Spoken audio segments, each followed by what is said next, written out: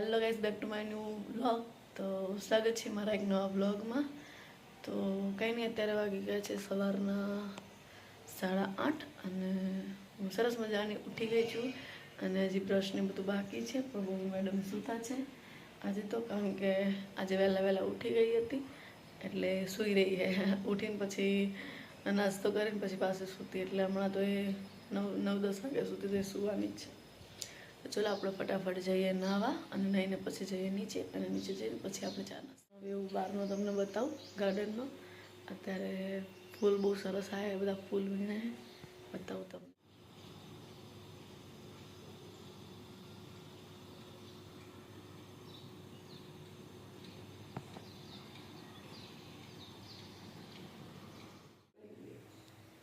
Finally guys, નાઈ ધોઈને હું રેડી થઈ ગઈ હું અને ચા પાણી પણ નાસ્તો, ચા પાણી પણ કહું ચા નાસ્તો થઈ ગયો. અરે તો ફરવા તો દે. બબુ મેડમને ચા પીવડાવું. કારીગરો ગયા બધા ચા નાસ્તો કરીને, અને બબુ પપ્પા ગયા છે બનાવવા માટે. આ કપ કોણ લાવ્યું? કોણ લાવ્યું કપ? ખબર નહીં પડતી કાલી. ખબર નહીં પડતી. ભૂલી જવાની હતું. હમણાંથી એવું બોલે છે ને કે વાત જ નથી બોલે.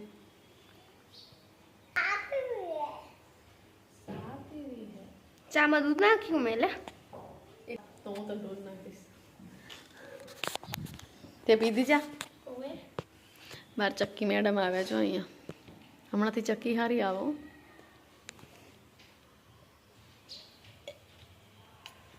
ઓહા ઓહા. બહુ ચા પીવે તો શું થાય? શું થાય બહુ ચા પીવે તો? બહુ ચા ના પીવાય, દૂધ નાખીને પીવાય. મેં દૂધ નાખ્યું ચામાં. જઈ નહીં નાખ્યું અને તરત સ્મેલ આવી જાય દૂધની. ચામાં મેં દૂધ નાખ્યું જો. ચામાં દૂધ નાખ્યું. નહીં નાખ્યું બેટા, નહીં નાખ્યું. હમણાં પીસે નહીં, આ હે એ નહીં પીવે. બહુ જબરી ડટ્ટી. આવી ગયા હે કંઈક બાર, અને ગાયત્રી મેડમ કપડાં ધોવે છે. બબુ મેડમ બગડેલા રીંગણા પેલા કરે ને, હું અહીંયા રવૈયા સમારું. દીદીએ મોકલાયા હતા ખેતરમાં હિન રવૈયાનું શાક બનાવવાનું. તો હું અત્યારે કટિંગ કરીને પછી ભરીશ, અને આજે હું બનાવીશ રવૈયાનું શાક અને બાજરીના રોટલા. હાય બબલુ. હાય. હાય. ખાવાનું બનીને રેડી થઈ ગયું હે, અને બબુના પપ્પા પણ આવી ગયા. ઓફિસનું થોડું ઘણું કામ કરે. આપણા સંભારે મસ્ત મજાના બનીને રેડી થઈ ગયું. સંભાર્યા અને ટામેટાની ડીશ અને બાજરીના રોટલા અને છાશ. બહુ મેડમ તો છાશ પીવાનું ચાલુ કરી નાખી. જો બહુ ભાવે ને છાશ? બહુ ભાવે? દવા પીવડાવવાની તું રે. એમાં ના ખાય, એમાં ના ખાતી હોય. ચલો જમવા. ઓય ઘરમાં છરાવાળી છાશ નહીં ભાવે? મસ્ત લાગે મસાલા વાળી.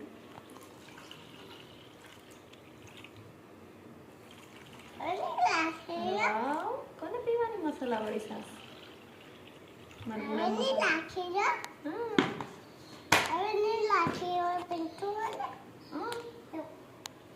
ચલો ઓય થોડા પપ્પા રે. પપ્પા ખાવા.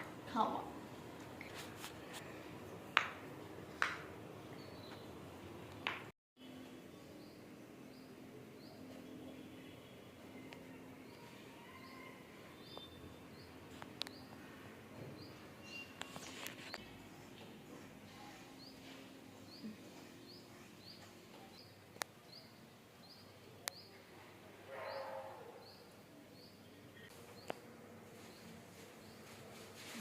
એ સાઈડ લાગે.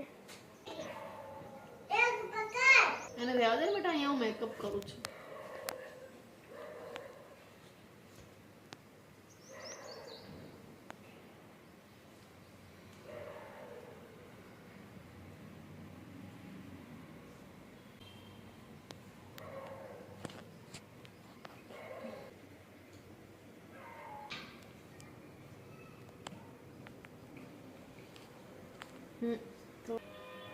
ઓલામાં પડી હતી આઈલાઈનર.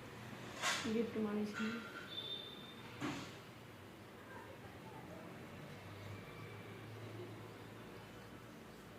કાજલથી આખો લુક બદલાયો.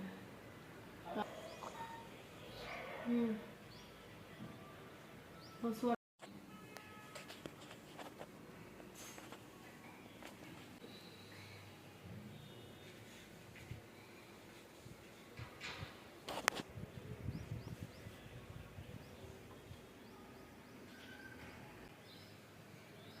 કેટલું ફેર પડી જાય.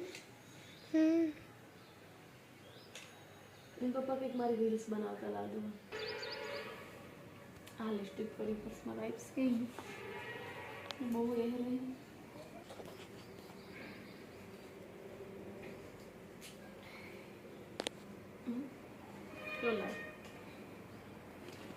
તો ફાઇનલી મારી રીલ્સ બની ગઈ છે અને જોઈ શકો છો આ છે મારો લુક. તો આ છે મેકઅપ અને આ છે હેરસ્ટાઈલ. આગળ જ કરીએ, પાછળ તો ખુલ્લા જ રાખ્યા હતા.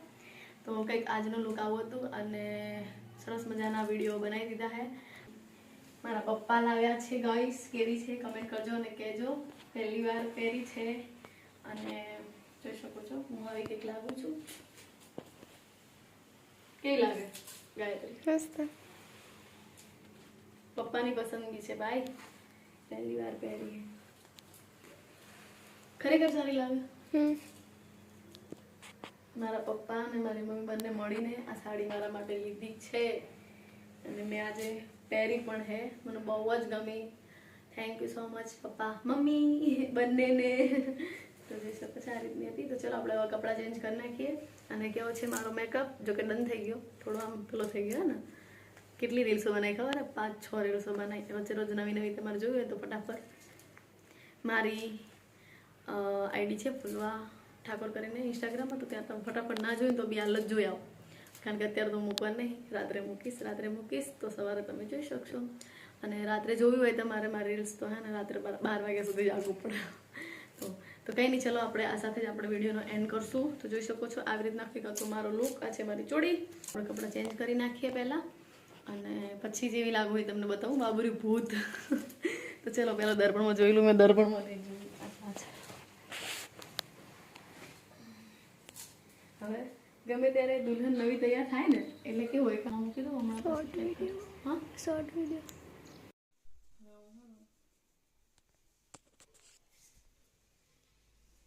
કહાં ગયા વો મેકઅપ?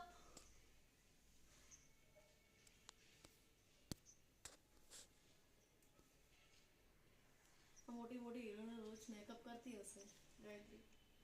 તો એ લોકોનું રોજ કેવું થતું હશે? આપણે એક દિવસ આમ મેકઅપ કરીને એવા કંટાળી જઈએ.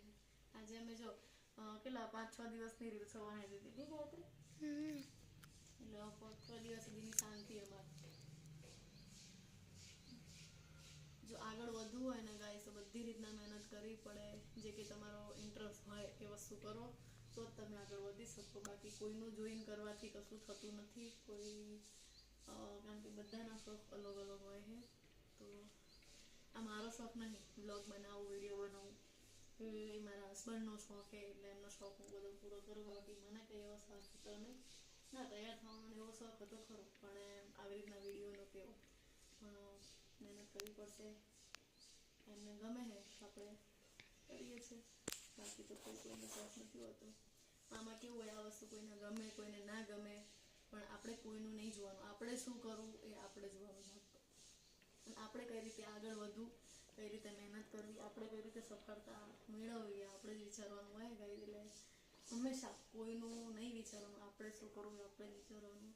તો તમે જીવનમાં સુખી થઈ શકશો. કે વ્લોગ ઉતારી.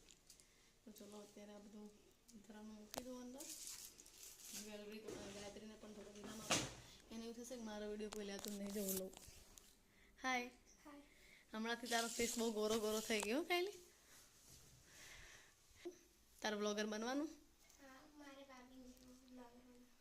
હા એમ તો જ આગળ વધવાનું. અહીંયા કેટલી બધી આમ અલગ થઈ ગઈ જો. એવી રીતના આગળ વધવું પડે ગમે તે મહેનત કરીને. મારું જોઈને શીખશે તો હજી આગળ વધશે. સાચી વાત ને?